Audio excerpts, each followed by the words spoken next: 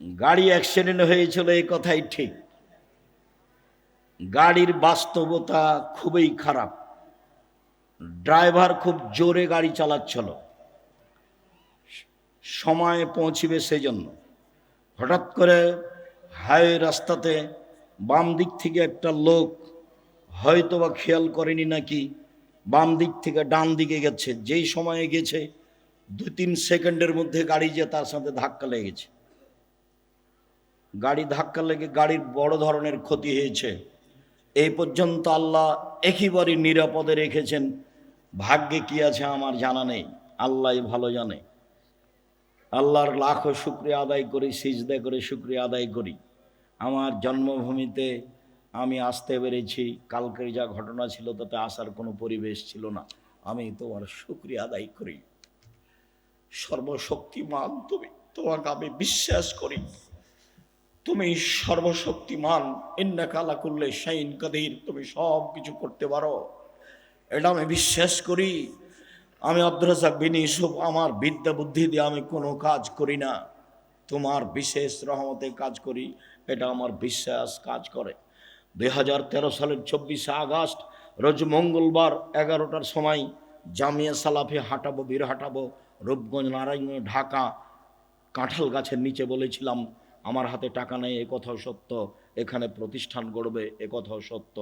গড়বেই গড়বে, কিভাবে গড়বে তা আমি জানি না, নিশ্চিত গড়বে, অবধারিত গড়বে, গড়বেই গড়বে, ইনশাআল্লাহ গড়বে।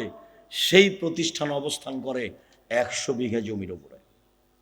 কাজে আমি খুব বিশ্বাস করি তোমার রহমতে বেঁচে আছি, তোমার কাছে জোরালো দাবি রাখছি, ভুল ত্রুটি দিয়ে যেন জামে সালাফের ক্ষতি না হয়। তুমি আমার একটা কথা শোনো, তুমি জামিয়া সালাফিকে কবুল করো, যা দিয়ে জাতি তোমাকে চিনবে, যা দিয়ে জাতি তোমাকে মানবে। আমার ভুল ত্রুটির কারণে জামিয়া সালাফের ক্ষতি করো না। তুমি আমার একটা কথা শোনো, আমার মনে বড় সাধ, এই দেশের ছেলে মেয়ে জামিয়া সালাফের মাধ্যমে বাংলা, ইংরেজি, আরবি উন্নত মানের শিক্ষা অর্জন করে জাতির বিরুদ্ধে লড়বে, মুখে কলমে মিডিয়াই। সেভাবে দিন কাটাচ্ছি। জামিয়া সালাফিয়ার সাথে 110টি মাদ্রাসার সম্পর্ক আছে। জামিয়া সালাফের অধীনে এখন 700 মক্তব চলে। কতটি? 700। তেঁতুলিয়া থেকে টেকনাফ পর্যন্ত মক্তব চালার জন্য জামিয়া সালাফি সিদ্ধান্ত নিয়েছে। 2 বছরের মধ্যে 700 মক্তব চলে। 16 থেকে 20,000 পত্রিকা ছাপে। আল ইতেসাম অনলাইন, আল ইতেসাম টিভি আছে, পত্রিকা আছে, কিশলয় পত্রিকা আছে, সালাফে মাজাল্লা পত্রিকা, আরবি পত্রিকা আছে, মাকতাবাতুস সালাফ আছে। কত দিনের খিদমতের ব্যবস্থা আছে জামিয়া সালাফে। এতিম অসহায়দের লালন পালনের ব্যবস্থা আছে। এই জন্য আল্লাহকে বলছি আমার ভুল ত্রুটির জন্য জামিয়া সালাফিয়ার জন্য ক্ষতি না হয়। আর আমি জেনে শুনে সজ্ঞানে কোনো ভুল ত্রুটি করতে রাজি নই। যদি করে ফেলি তুমি আমাকে মাফ করো, আমি একজন সাধারণ মানুষ, তোমার দরবারে ক্ষমা ভিক্ষে চাই। তুমি বড় ক্ষমাশীল, তুমি বড় দয়াশীল, আমি বড় অপরাধী, আমি বড় গুনাহগার। তোমার দরবারে ক্ষমা ভিক্ষে চাই, তোমার দরবারে তাকওয়া সম্মান ভিক্ষে চাই। তুমি কবুল করো, তুমি কবুল করলে কেউ ঠেকাতে পারে না। আল্লাহুম্মা আল্লাহ মানে লিমা আতাইতা ওয়ালা মুতি লিমা মানাতা। তুমি যা দিবে তা কেউ ঠেকাতে পারে না, তুমি যা দিবে না কেউ তা দিতে পারে না। এইভাবেই তোমাকে বিশ্বাস করি। তোমার নবী মুহাম্মদ সাল্লাল্লাহু আলাইহি সাল্লাম যেভাবে বলেছেন, সম্মানিত দিনী ভাই বোন, সদাচরণে সবচেয়ে দামি জান্নাত পাওয়া যায়। আবু মুসা আশআরী রাদিয়াল্লাহু তাআলা আনহু বলেন, একদা আল্লাহর নবী বললেন, ইন্না ফিল জান্নাতি লা গোরাব, জান্নাতে কতগুলি ঘর রয়েছে, এত উন্নত মানের ঘর যার বাহির থেকে ভিতর দেখা যায়, ভিতর থেকে বাহির দেখা যায়, খালি টপ টপ টপ টপ করছে, ঝকঝক ঝকঝক করছে, খুব উন্নত মানের পদার্থ দিয়ে তৈরি। সাহাবীগণ বলছেন, আল্লাহর নবী, লেমান হাজেহি, এত দামি ঘর কে পাবে? আল্লাহ রসুল বললেন, লেমান আলানাল কালামা, যার চালচলন ভালো, যার স্বভাব ভালো, সেই এই জান্নাত পাবে। হাদিস বুখারী মুসলিম। কি দিয়ে আপনাকে আমি বুঝাই সম্মানিত দিনী ভাই বোন, সদাচারণ যার, সবচেয়ে দামি জান্নাত তার। আরও আপনাকে বলি, ভালো চালচলন দিয়ে জান্নাতুল ফেরদাউস পাওয়া যায়। দুনিয়াতে এমন কোনো আমল নেই যে আমল দিয়ে সরাসরি জান্নাতুল ফেরদাউস পাওয়া যাবে। 8টি জান্নাতের 8টি দরজার সবচেয়ে দামি জান্নাত, সবচেয়ে দামি দরজা হচ্ছে জান্নাতুল ফেরদাউসের। রাসূল সাল্লাল্লাহু আলাইহি সাল্লাম একদা বলছেন, পৃথিবীর মানুষ শুনে রেখো, আনা যাইবুন বিবাইতিন লেমান তারাকাল মেরাহা ওয়াইন কানা মহিক্কান।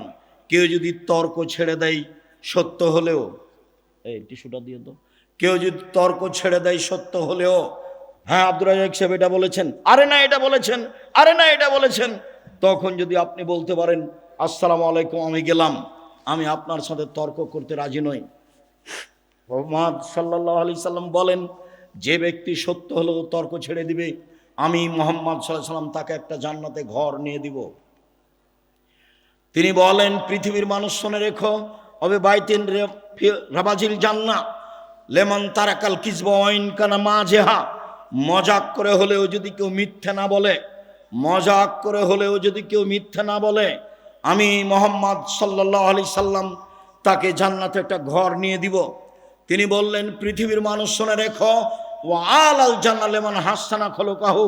যে তার চাল চলনকে ভালো করলো, যার স্বভাব ভালো, যার সদাচরণ রয়েছে, আমি মুহাম্মদ সাল্লাল্লাহু আলাইহি সাল্লাম তাকে জান্নাতুল ফেরদাউস নিয়ে দিব। সম্মানিত দিনী ভাই বোন, জান্নাতুল ফেরদাউস পাওয়া যাবে এমন কোনো আমল দুনিয়াতে নেই। তা সালাত হোক, তা হজ হোক, তা যাকাত হোক, তা তাহাজ্জুদ হোক, তা তাসবিহ তাহলিল জিকির আজকার হোক, এমন কোনো ইবাদত নেই যার বিনিময়ে সরাসরি জান্নাতুল ফেরদাউস পাওয়া যেতে পারে। একটাই ইবাদত, তা হচ্ছে সদাচরণ।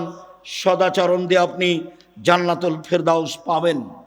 আবু হুরায়রা রাদিয়াল্লাহু তাআলা আনহু বলেন, রাসূল সাল্লাল্লাহু আলাইহি সাল্লাম বলেছেন, পৃথিবীর মানুষ শুনে রেখো, জান্নাতুল ফেরদাউস সদাচরণ দিয়ে বড় বড় 2টি নেকি একসাথে হয়।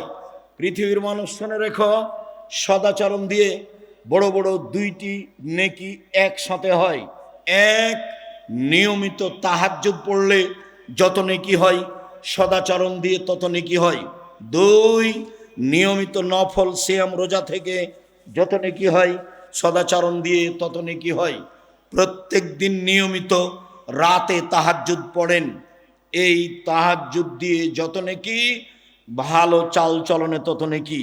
2, বৃহস্পতিবার সোমবার সিয়াম থাকেন, প্রতি মাসে 3 দিন রোজা থাকেন, মুহররমের 2 দিন রোজা থাকেন, আরাফার 1 দিন রোজা থাকেন, শাওয়ালের 7 দিন 6 দিন রোজা থাকেন, যুলহিজ্জার 9 দিন রোজা থাকেন, প্রতি মাসে 3 দিন রোজা থাকেন। এত রোজা থেকে যত নেকি হয়, সদাচরণে তত নেকি হয়। একসাথে 2টি আমলের নেকি সদাচরণে হয়। 2, রাসূল সাল্লাল্লাহু আলাইহি সাল্লাম বলেন, সদাচরণ দিয়ে একসাথে 3টি আমলের নেকি হয়।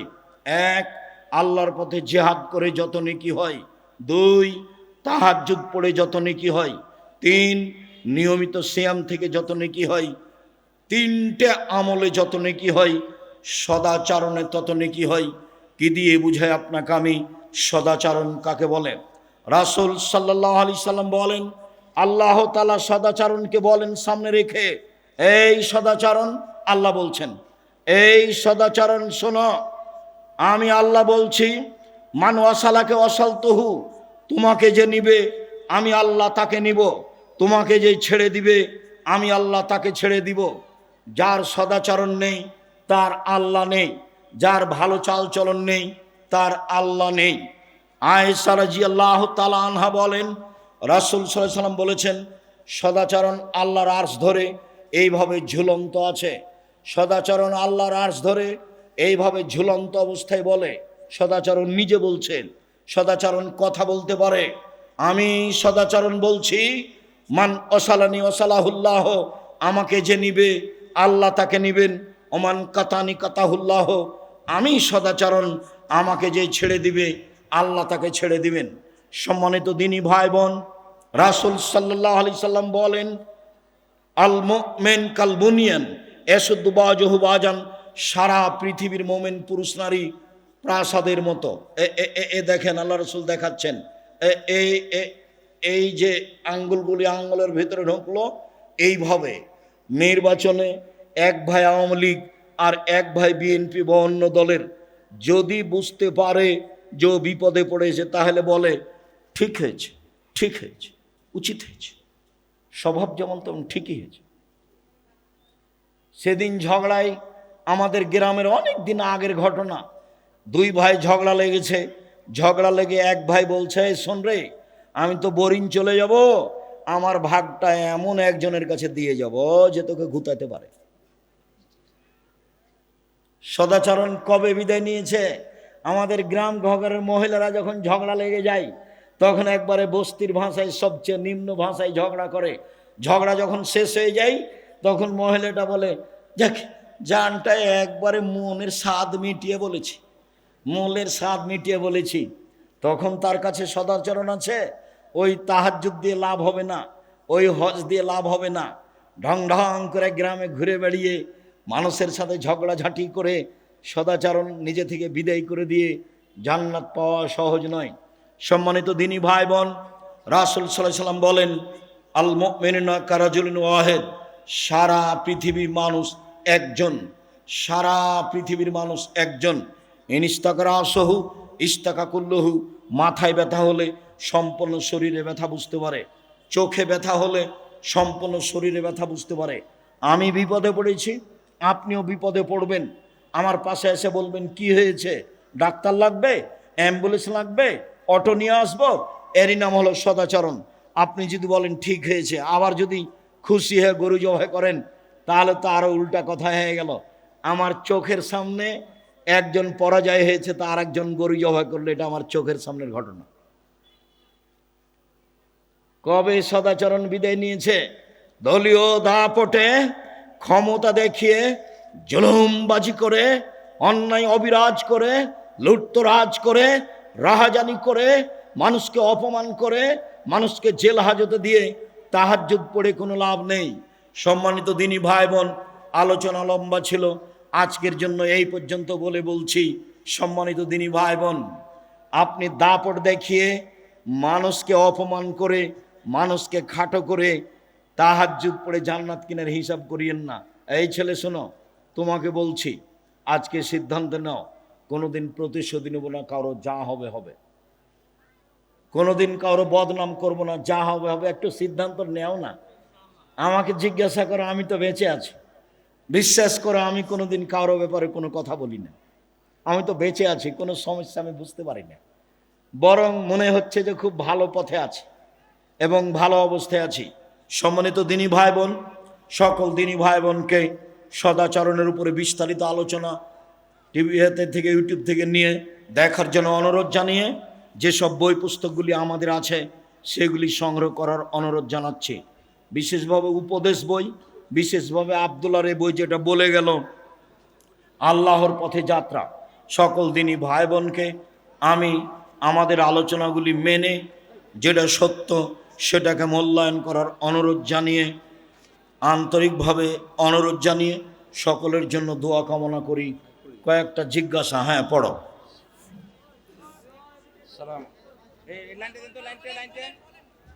হ্যালো, কয়েকটা জিজ্ঞাসা।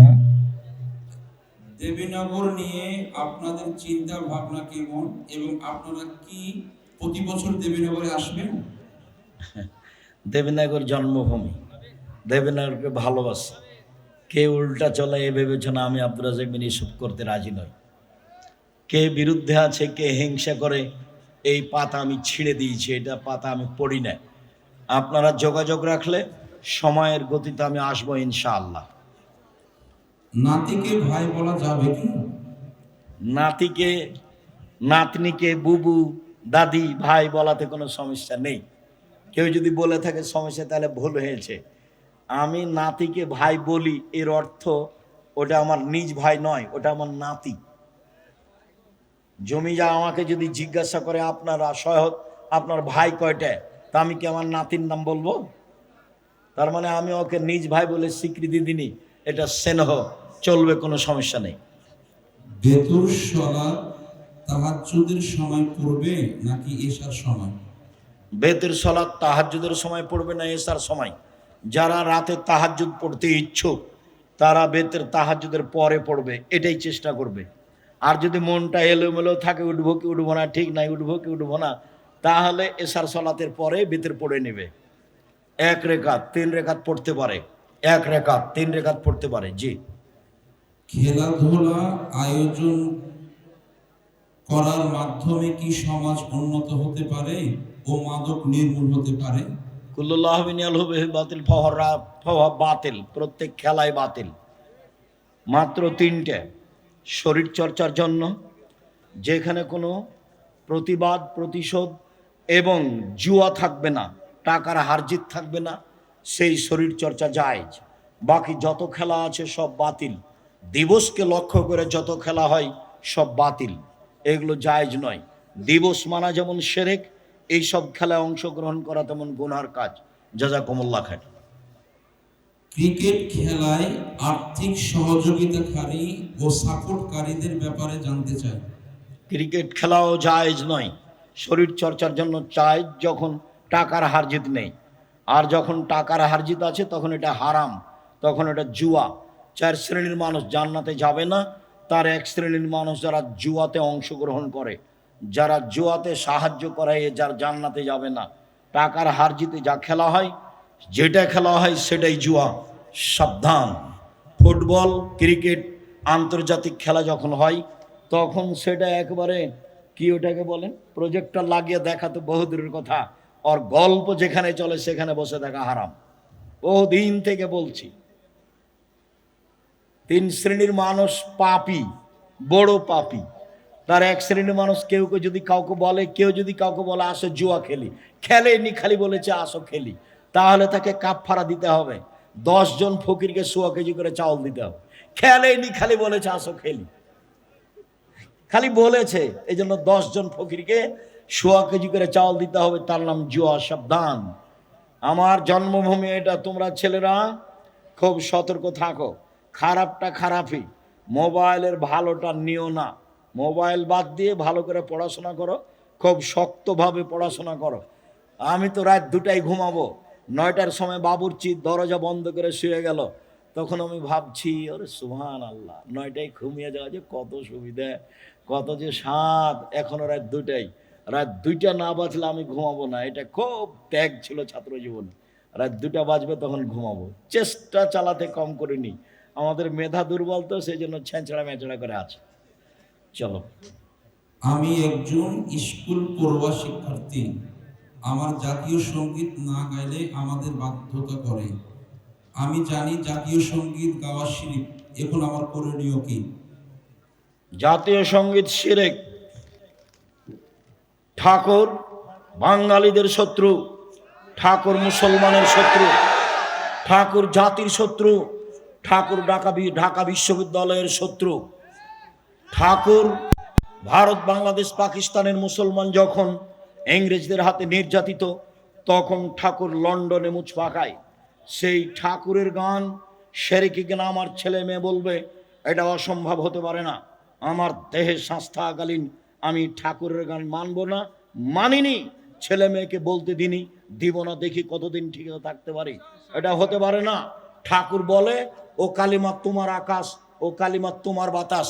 আমি বলেছি ঠাকুরের বাবার আকাশ, আজ থেকে না 30 বছর আগে বলেছি। তাই সিলেট কোর্টে আমার নামে, আমার বিরুদ্ধে মামলা হলো মানহানির।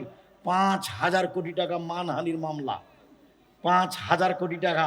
আব্দুর রাজ্জাক বিন ইউসুফ ঠাকুরের নিন্দা করেছে। আমি কাঠগড়ায় দাঁড়ালাম, জজ আমাকে বলল, আব্দুর রাজ্জাক সাহেব আপনি কি পিস টিভির আলোচক? আমি বললাম জি। জজ আমাকে বললেন আপনার মামলা খারিজ করে দিলাম।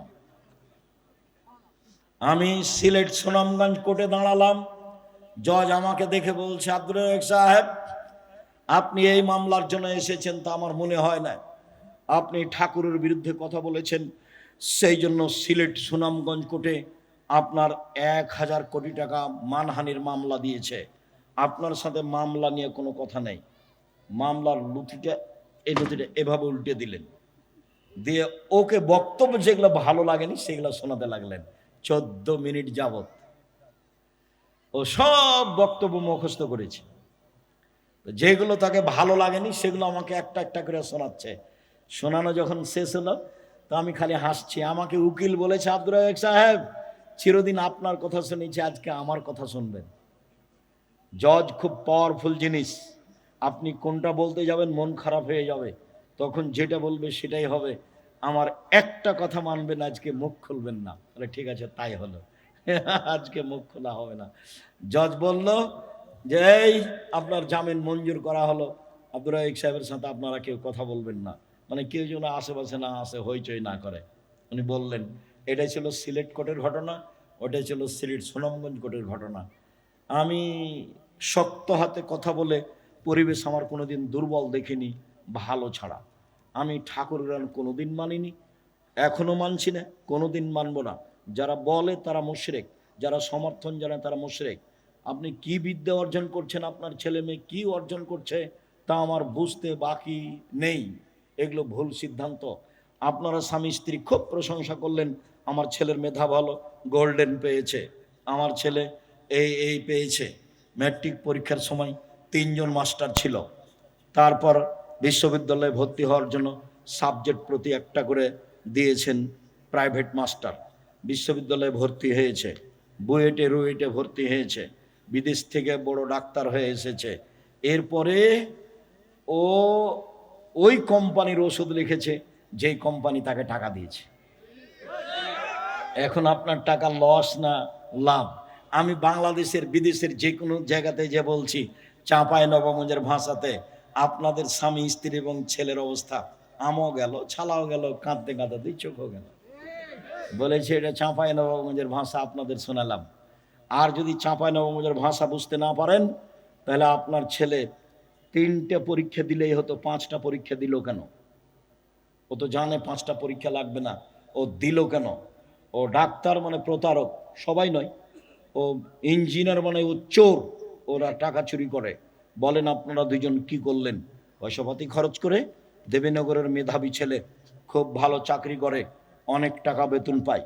মা চাচিরা বলল আজকে আমাদের ছেলে আসবে, খুব খুশি। গ্রামের মা চাচি আসলো আমাদের গ্রামে, গাড়ি থেকে নামলো, দেখলাম প্যান্টটা টাকনুর নিচে আছে, দাড়ি চাঁচা আছে, গলায় টাই আছে, হাতে সিগারেট আছে।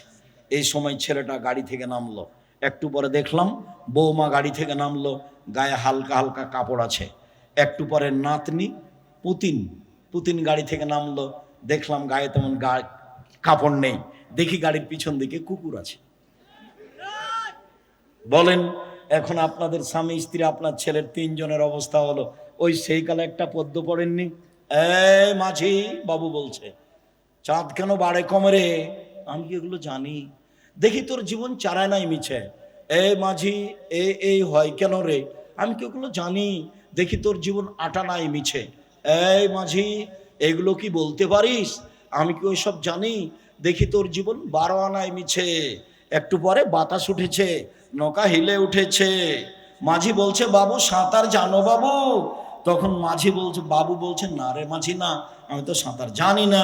এখন মাঝি বলছে, এখন দেখি তোর জীবন 16 আনায় মিছে। আপনাদের স্বামী স্ত্রী এবং বেটা 3 জনের জীবন 16 আনায় মিছে। বলে গেলাম, ভেবে দেখবেন।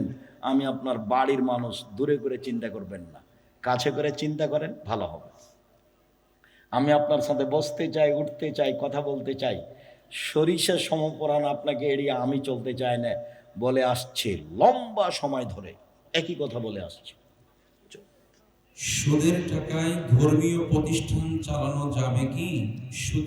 সুদের টাকায় ধর্মীয় প্রতিষ্ঠান চালা যাবে কি? ধর্মীয় প্রতিষ্ঠান চালানো যাবে কি যাবে না এই বিষয় পরে।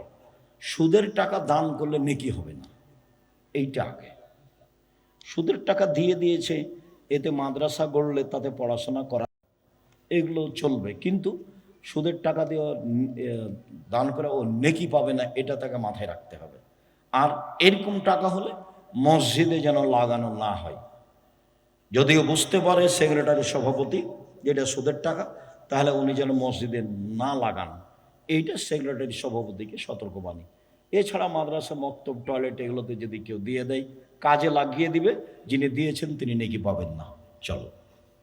হোমিও ওষুধে অ্যালকোহল আছে, হোমিও ওষুধ খেলে ওযু ভেঙে যাবে কি? হোমিও ওষুধে অ্যালকোহল আছে, এটা ধ্রুব সত্য, আমরা বলে আসছি। কিন্তু আমরা একাধিক বিবরণ পেশ করে বলেছি, যখন ওই হোমিওর ওই তরল পদার্থটা দিয়ে অন্য কিছু মিশিয়ে দেওয়া হয় তাতে, তখন এটার নিজস্ব ক্ষমতা রাখে না, যার কারণে হোমিও চিকিৎসা নেওয়া যায়। উত্তম হলো অ্যালোপ্যাথিক চিকিৎসা, তবে এটা নাজায়েজ নয়। আমরা নাজায়ের যে দিকে যাইনি, কেননা ওটাকে যখন অন্য কিছুর সাথে মিলিয়ে দেওয়া হয় তখন তার নিজস্ব ক্ষমতা রাখে না। চলো। মৃত ব্যক্তির জানাজার নামাজের পর লাশ নিয়ে যাওয়ার আগে মাটি দেওয়ার জন্য সিরিয়াল নেওয়া যাবে কি? মাটি দেওয়ার জন্য সিরিয়াল আবার কি? যারা বয়স্ক মানুষ তাদেরকে আগে দিতে পারে, ছেলেরা এটা করতে পারে, কিন্তু নীতিগতভাবে সিরিয়াল হতে হবে, এটা না যায়, হারাম। আর লাশকে সামনে রেখে বক্তব্য হারাম, একেবারে না যায়। চেয়ারম্যান, মেম্বার, এমপি, মন্ত্রীর বক্তব্যের কোনো প্রশ্নই আসে না। ঈদের মাঠে এভাবে ডাকা না যায়, হারাম। জানাজাকে সামনে রেখে এগুলো বলা হারাম। মাটি দেওয়ার পরে সবাই মিলে হাত তুলে দোয়া করা বিদাত। ওর বাড়িতে গিয়ে সূরা ইয়াসিন পড়া বিদাত। ওকে যখন লাশটাকে নিয়ে চলে গেল তখন আমাদের মহিলারা সবাই মিলে হাত তুলে দোয়া করছে, এগুলো সব বিদাত। একবারে মোহাম্মদ সাল্লাল্লাহু আলাইহি সাল্লামকে অপমান করা। এই ছেলে, যে বাড়িতে মানুষ মরেছে সেই বাড়িতে কোনো মহিলা বৈঠক এবং তাদের কোনো হাত তুলে দেওয়া এত বড় বিদাত। দেবীনগরের মাটিতে হবে। আমি আব্দুর রাজ্জাক বিন ইউসুফ আমার দেহে শ্বাস থাকাকালীন এটাকে হারাম বলে যাচ্ছি। আমার চোখের সামনে অসম্ভব, তুমি সাথ দাও, রাসূল সাল্লাল্লাহু আলাইহি সাল্লামের সুন্নাত পালন করা হবে, আল্লাহ দয়া করবে ইনশাআল্লাহ। চলো। কবরে মাটি দেওয়ার সময় দাঁড়িয়ে দিতে হবে নাকি বসে দেওয়া যায়? কবরে মাটি দেওয়ার সময় দাঁড়ানোর কথা আছে, দাঁড়ানো অবস্থায় মাটি দিয়ে দেবেন বিসমিল্লাহ বলে। মিনহা খালাকনাকুম ওয়া নুইদুকুম ওয়া মিনহা নুখরিজুকুম তারাতান উখরা বলা বিদাত। একজন অসুস্থ বৃদ্ধ হওয়ার কারণে রমজানের সিয়াম আদায় করতে পারেনি, পরবর্তীতে কাজা আদায় করতে পারছে না এবং ফিদিয়াও দিতে সক্ষম না, সে ব্যক্তি এখন করণীয় কি? ফিদিয়া তার পাড়া প্রতিবেশীর লোক দিয়ে দেখে সহযোগিতা করুক, তার ভাই ভাতিজা দিয়ে দেখে, ফিদিয়া দিতেই হবে। না দিতে পারে কেউ, যদি না দেয় তাহলে মাপ। কিন্তু জরুরি বিধান বুখারী মুসলিমের হাদিস, তার ফিদিয়া দিতে হবে। তার ছেলে দেখ, তার মেয়ে দেখ, তার ভাইয়েরা দেখ, তার ভাতিজারা দেখ, গ্রামবাসী দেখ, দিয়ে দেয় যেন। চলো। কোনো বেনামাজি মসজিদে দান করলে তার জন্য কি বরকতের দোয়া করা যাবে? দান যেই করুক, বেনামাজি করুক, হিন্দু করুক, তার জন্য বরকতের দোয়া করা যাবে। হিন্দুর জন্য বরকতের দোয়া করে কি হবে? ও তো দাঁড়ি পাল্লা নেই, ওর দুনিয়াতে সুবিধা হবে, আরও টাকা পয়সা বেশি হবে, তখন মাদ্রাসায় দান করবে, দুনিয়াবি সুবিধা হবে। হাদিস বুখারী মুসলিম, তার দুনিয়াবি সুবিধা হবে। পরকাল সুবিধার জন্য বলতে হবে, আমি সাক্ষ্য দিচ্ছি আল্লাহ ছাড়া কোনো মাবুদ নেই, আমি সাক্ষ্য দিচ্ছি মোহাম্মদ আল্লাহ রাসূল, আশহাদু আল্লা ইলাহা ইল্লাল্লাহ ওয়া আশহাদু আন্না মুহাম্মাদ রাসূলুল্লাহ। এই কথা বলার পূর্ব পর্যন্ত নেকির কোনো হিসাব নেই। চলো। আসসালামু আলাইকুম ওস্তাদ, আমার প্রশ্ন, সহবাসের শুরুতে দোয়া পড়তে ভুলে গেলে পরবর্তী করণীয় কি? আবার বলো। সহবাসের শুরুতে দোয়া পড়তে ও, ভুলে গেলে- সহবাসের শুরুতে স্ত্রী মিলনের সুলত দোয়া পড়তে ভুলে গেছে, তো ভুলে গেছে, ভুলের কোনো সংশোধন নাই, বিসমিল্লাহ আল্লাহ বলা লাগবে না, মনে হবে যখন তখন পড়ে নিতে পারবে, সমস্যা নেই। আর যদি ভুলে গেছে গেছে তো গেছে গেছেই, আর কোনো কথা নেই, মনে রাখার চেষ্টা করবে, মধ্যে মনে পড়লে বলে নিতে পারে বিসমিল্লাহ আল্লাহুম্মা জান্নিবনা শায়তান ও জান্নিবি শায়তান মা রাযাকতানা। আল্লাহ, তোমার কাছে আমরা স্বামী স্ত্রী অপবিত্র জিন্নি থেকে বাঁচতে চাচ্ছি, ও যেন আমাদের কোনো ক্ষতি করতে না পারে, আর আমাদের মিলনে কোনো সন্তান হলে শয়তান যেন তার কোনো ক্ষতি করতে না পারে, এটা তোমার কাছে চাচ্ছি। চলো। শাহেদ, আমার বাবা 1 বছর হলো মারা গেছে, তো আমি তার ছেলে হিসাবে আমি বা আমার পরিবার যদি কোনো খারাপ কাজ করি বা গুনাহের কাজ করি তাহলে কি তার কবরে আযাব হবে? কি প্রথম কথাটা কি, ওর আব্বা কিভাবে মারা গেছে? ও, আমার আব্বা মারা গেছে, তো আমি যদি এখন কোনো গুনহার কাজ করি তাহলে আমার বাপের সেটা পাপ হবে কি? না। আল্লাহ বলেছেন একজন আরেকজনের বোঝা বহন করবে না। তুমি যেসব পাপ করছো সেই পাপের জিম্মেদার তোমার পিতা নয়, তবে তোমার পাপ একটা চলমান আছে, তোমার আব্বা জানতো, তোমার আব্বা সেটা তোমাকে নিষেধ করেনি, তখন তোমার এই চলমান পাপ যতদিন হবে ততদিন তোমার বাপেরও পাপ হবে। তোমার বাপকে নিষেধ করতে হতো এটা জরুরিভাবে। তুমি তোমার বাপের জন্য মুখে দোয়া করো, ক্ষমা পাবেন তিনি। অর্থে দান করো, কবরের শাস্তি বন্ধ হয়ে যাবে। আল্লাহ নবী বলেছেন চেষ্টা করো যা পারবা। গরিব মানুষ 10 টাকা করো, ধনী ছেলে ভালো পয়সা ইনকাম করো, 10,000 করো। মাথায় রাখিও বাপকে জাহান্নাম থেকে জাহান্নাম থেকে বাঁচানোর জন্য, মাকে জাহান্নাম থেকে বাঁচানোর জন্য পথ হলো মুখে দোয়া আর অর্থের দান। চলো। পর্দা রক্ষা করার জন্য বৌমা বাড়ির বাইরে যেতে চায় না, তাই শাশুড়ি রাগ করে, তাহলে বৌমা কি করবে? শাশুড়িও যেন না যায়, শাশুড়িকেও যাওয়া লাগবে না। আমাদের দেশ যেভাবে চলছে এটা ঠিক নয়। বলছে যে ওটা নাকি ওর ভাই, ওটা তো গ্রাম্য ভাই, ওটা চাচাতো ভাই, তো পর্দা তাহলে কার সাথে করবে? কারোর সাথে তো পর্দা লাগে না। আব্দুল্লাহর আম্মা যখন দেবীনগরে প্রথমে আসলো, রংপুরের মেয়ে, তো পুরুষ মানুষ বাড়িতে ঢুকলে তাড়াহুড়া করে ঘরে ঢুকে যেত। তো আমার চাচারা বলতো এটা কথা হলো, এটা কথা হলো, শ্বশুরকে দেখে শরম করতে হবে, শ্বশুরের সামনে আসা হবে না। সবাই নিন্দা করলো, কিছুদিন করার পরে ছুটে গেছে, এটা আর নেই। বউকে শাশুড়ি যাই বলুক না কেন, ও বেপর্দা হয়ে বাড়িতে কোনো কাজ করতে পাবে না। পর্দা বজায় রেখে করার চেষ্টা করবে, শ্বশুর শাশুড়িকে মূল্যায়ন করবে, ও বাপ মার স্থানে। চলো। মৃত ব্যক্তিকে চুমু খাওয়া যাবে কি? হ্যাঁ, মৃত ব্যক্তিকে চুমা দেওয়া যাবে। জি, বুখারী মুসলিমের হাদিস। আবু বকর সিদ্দিক রাদিয়াল্লাহু তাআলা আর আল্লাহ রাসূলকে চুমা দিলেন। মৃত ব্যক্তিকে চুমা দেওয়া যাবে। ওর মাকে, ওর ছেলেরা, ওর স্বামী চুমা দিতে পারবে, কোনো সমস্যা নেই। ওর নিজ ভাইয়েরা কপালে, গালে যেভাবে চুমা দিতে পারবে, সমস্যা নেই। জি, বুখারী মুসলিমের হাদিস। চলো। মুমূর্ষু ব্যক্তিকে হাত নাড়িয়ে সাদকা দেওয়া হয়, এতে হাদিসের মতামত জানতে চাই। কি মুমূর্ষু ব্যক্তিকে? মুমূর্ষু ব্যক্তিকে হাতে নাড়িয়ে সাদকা দেওয়া হয়। ও না, এটা মনে হয় এর সেরেক হবে। ওই একটা খাসি নিয়ে এসছে, যান মরে, যান যায় যায় মরে না, তখন বলে যে ওটা গায়ে হাত দিয়ে একটু হাতটা নাড়িয়ে নেই, দিয়ে বলে যে আল্লাহ আমার মায়ের দমটা যেন এখনই চলে যায়, বা মহিলা পুরুষ কিছু বলে, এগুলো সেরেক, এগুলো কুসংস্কার, এটা করা হবে না। চলো। বাড়ির সামনে মসজিদ, আমরা কি বাড়িতে মসজিদের জামাতের সাথে নামাজ পড়তে পারবো? বাড়ির সামনে মসজিদ, মসজিদেই যেতে হবে, জামাতেই যেতে হবে জরুরি। তবে যদি জামাত সন্ধ্যে সূর্য ডুবার সময় হয় তাহলে বাড়িতে করে নিও। যদি জামাতটা একবারে সূর্য উঠবে, ফজরের জামাত আমার মাঝাবে ভাইরা যেমন করছে, এরকম যদি হয় তাহলে বাড়িতে পড়ে নিন। তাছাড়া জামাতেই যেতে হবে, যেতেই হবে। বাড়ির মধ্যে সর্বক্ষণ বিড়াল থাকে এবং রাতে বিছানার লেপের ভিতর শুয়ে থাকে, ওই বাড়িতে নামাজ হবে? তো বাড়িতে নামাজ হবে। বিড়ালের কারণে নামাজ হবে না এরকম কোনো হাদিস নাই। বিড়াল মানুষের পাশেই থাকে, রুচি হলে থাক, রুচি না হলে বাইরে বের করে দেন। আটকে রেখে, বেঁধে রেখে মারিয়েন না, অন্য জায়গাতে রেখে চলে আসিয়েন। বিড়াল মারা নিষেধ, বিড়াল অন্য জায়গাতে রেখে চলে আসবে। ওকে বিছানে নিয়ে থাকা, এখানে সেখানে পা দেয়, এটা সেটা মুখ দেয়, ছোট সাপ মেরে খায়, এগুলো থেকে বিরত থাকাই ভালো। আমাদের বিড়াল ওই বিড়াল মনে হয় এক নয় নাকি, আমরা তো দেখি বিড়াল এই যে সাপ করছে, ধরে সাপকে মারছে, তো ওর মুখে জীবাণু থাকতে পারে। শেষ করো। হ্যাঁ। আমি ইসলামিক সকল হুকুম আহকাম মেনে চলি, কিন্তু দাড়ি বড় করতে পারছি না, এজন্য কি জাহান্নামে যেতে হবে? জাহান্নামে যেতে হবে এই সিদ্ধান্ত এত তাড়াতাড়ি কেন? তুমি পারছো না কেন? এইটা তোমার মনটা চাচ্ছে, বিবাহ করনি নাকি? বউ ভালোবাসবে না? দাড়ি বড় করো, আল্লাহ খুশি হবে, পথ সহজ হয়ে যাবে। দাড়ি বড় করো, আল্লাহ খুশি হবেন, পথ সহজ হবে। তুমি যে মেয়েটা ভাবছো এর চেয়ে ভালো মেয়ে আল্লাহ ব্যবস্থা করে রেখেছেন, তুমি হয়তো বা বুঝছো না। তোমার জন্য যেটা আছে সেটা এটার চেয়ে অনেক ভালো। দাড়ি চেঁচে ফেলাও হারাম, দাড়ি ছোট করাও হারাম। দাড়ি ছোট করা কাবিরা গুনাহ, দাড়ি চেঁচে ফেলাও কাবিরা গুনাহ। মুষ্টির বাইরে দাড়ি কাটা যাবে, এটা আব্দুল্লাহ ইবনে উমারের হিসাব।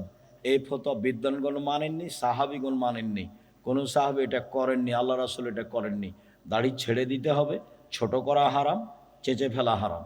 দাড়ি চেঁচে ফেললে মহিলার সাদৃশ্য হয়, দাড়ি চেঁচে ফেললে চোখের পাওয়ার কমে যাবে, দাড়ি চেঁচে ফেললে স্ত্রী মিলনের ক্ষমতা কমে যাবে, দাড়ি চেঁচে ফেললে আল্লাহর পক্ষ থেকে অভিশাপ হবে। চলো। তালাক দিয়েছে আবার স্ত্রী হিসাবে চায়, করণীয়? কি বললে? তালাক দিয়েছে আবার স্ত্রীও করতে চায়। ও, তালাক দিয়েছে, এক বৈঠকে 3 তালাক দিল, এক তালাক।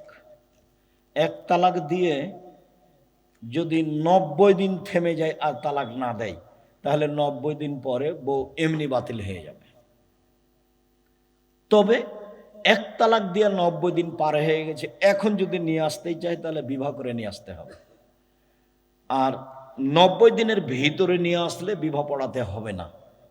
আর 3 মাসে নীতিগতভাবে 3 তালাক দিলে এই বউ নেওয়া যাবে না।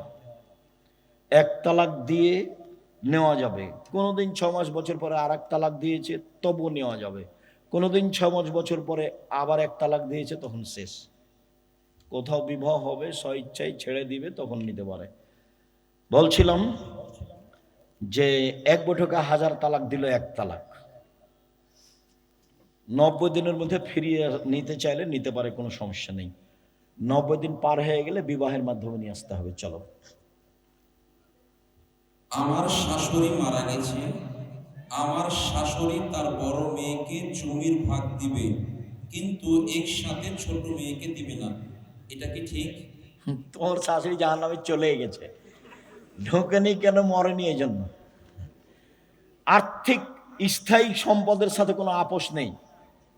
ছেলে মেয়ে বাপ মাকে গালি দিয়েছে, মেরেছে, বকেছে, যা করেছে করেছে, ত্যায্য পুত্র নেই।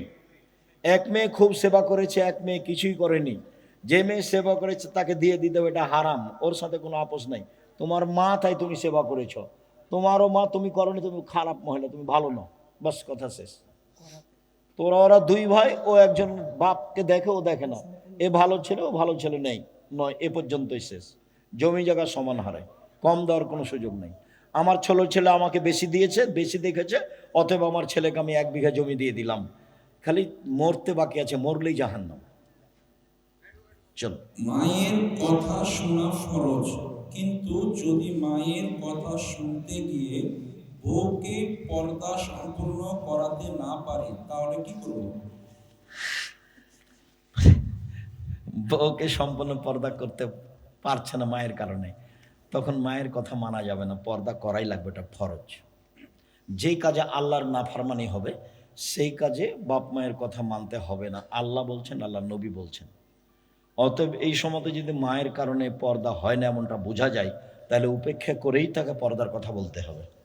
যদিও আমার মা বলতে যে তুই যেভাবে বলছিস তাহলে বউয়েরা বেড়ে যাবে, যে না না, বউ, শাশুড়ি বৌমাকে শতবার মা বলুক না, তারপর দেখা যায় বৌমা কি করে, খালি বলবে এভাবে, খালেদা আম্মু এটা করো, বিছানাটা পরিষ্কার করো তো আম্মু, ঘরটা ঝাড়ু দাও তো আম্মু, সারাদিনে 50 বার মা বলুক, দেখা যাক কি হয়। এটা শাশুড়ি করবে, করা উচিত। খালি যদি বলে তোর মা দেখলে তোকে কি শিখাচ্ছে, দেখলে ঘরের বেটি, তো এটা তো খারাপ কথা হয় না।